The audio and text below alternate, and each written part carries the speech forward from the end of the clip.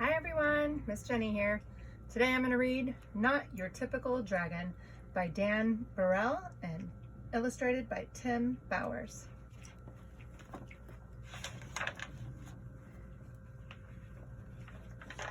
Not Your Typical Dragon. Crispin Blaze was born into a very proud family of fire-breathing dragons. "Every blaze breathes fire," explained his father. "I breathe fire. Your mother breathes fire. Tomorrow, when you turn 7, you'll breathe fire too." The little dragon imagined all the forests he would burn down. He dreamed of all the castles he would destroy.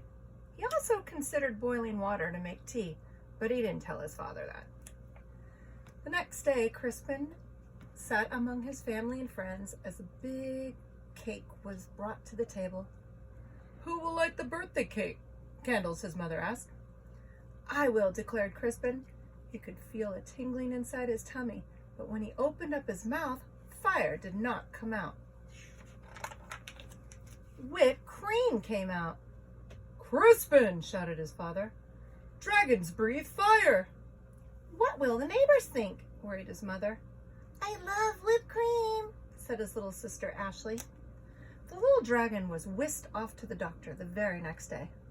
"Please fix my son," demanded Crispin's father. "What seems to be the problem?" asked the doctor. Crispin opened his mouth and breathed, but fire did not come out. Band-aids came out. "Oh, I see," said the doctor gravely. "Dragons should breathe fire," insisted Crispin's father. "Well, we were low on Band-aids," mumbled the nurse. The doctor sent Crispin home with some medicine. He swallowed 2 teaspoons before going to school. "It will help you become a real dragon," said his father with a wink. After school, Crispin joined his first fire-breathing practice. One by one, little dragons aimed their fiery breath at stacks of logs until they burst into flames. Crispin stepped up confidently. He could feel the medicine bubbling in his belly, but when he opened his mouth, fire did not come out. Marshmallows came out. "Dragons breathe fire," yelled the coach. "Isn't that right, class?" The other dragons didn't answer. They were too busy looking for pointy sticks for marshmallow roasting. I guess I'm not a real dragon," Crispin thought. He worried that his family would be disappointed, so he ran away from home.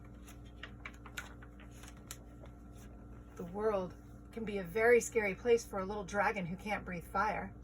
Crispin found a dark cave. "I'll be a fireless dragon all by myself. I won't bother anyone, and no one will bother me." An hour later, he had a visitor. "I'm Sir George," squeaked a thin, shiny little knight. Show yourself, dragon." Crispin shuffled out of the cave. The thin, shiny knight held up his thin, shiny sword. Do your worst, dragon." Crispin opened his mouth, but fire did not come out. Soap bubbles came out. "Don't you breathe fire, dragon?" Crispin shook his head. I can't," Sir George moaned. But my father insists that I fight a fire-breathing dragon. It even says here in my book that your typical dragon breathes fire." "I'm not your typical dragon," Crispin explained. Sir George sighed. "I can't go home." "Me either," Crispin nodded, but then he had an idea. "Hey, maybe your book could tell us what to do." "Of course," Sir George searched through the pages. "It says probably it's just your diet." Sir George fed Crispin spicy curry, scorching chili, and blistering salsa. Crispin opened his mouth, but fire did not come out. Red party streamers came out. "Well, at least they're the right color," said Sir George kindly. Sir George searched through the book again. "Aha! It says probably it's your attitude." Sir George showed Crispin how to look mean and angry enough to breathe fire. Crispin opened his mouth, but fire did not come out. Soft, cuddly teddy bears came out. Said Sir George. "We may have taken a step backward." "It's no use," Crispin sighed. "I'm just not your typical dragon." But Sir George was not ready to give up. Aha! The book says you're too stressed.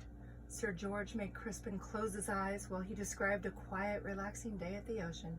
Do you feel calm? Now, imagine 100 shiny knights attacking you. Crispin opened his mouth, but fire did not come out.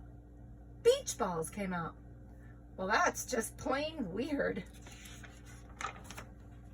Secretly, Sir George was glad that Crispin couldn't breathe fire.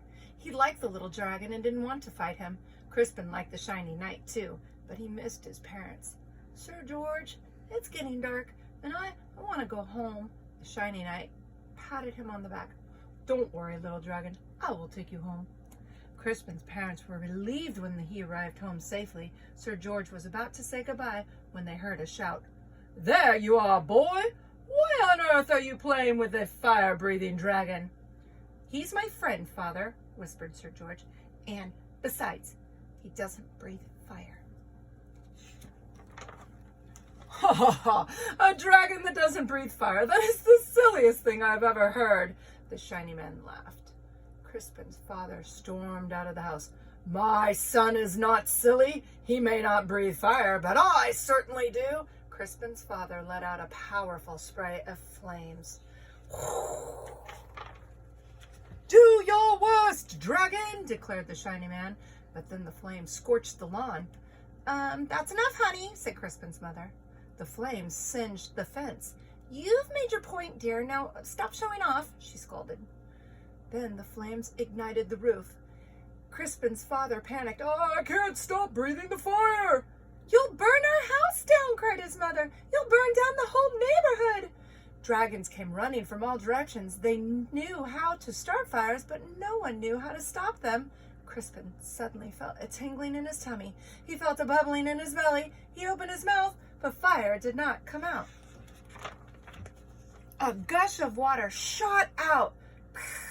Crispin aimed the water at his father's flames. He saved his home, and he even saved the shiny man who wasn't looking so shiny anymore.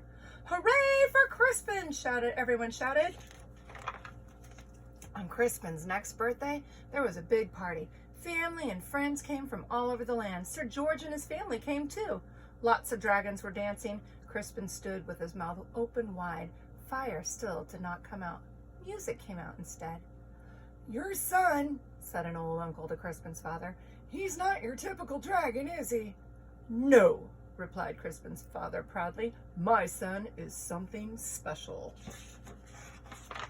And then he jumped up and danced to Crispin's music too. The end. Hope you enjoyed this story.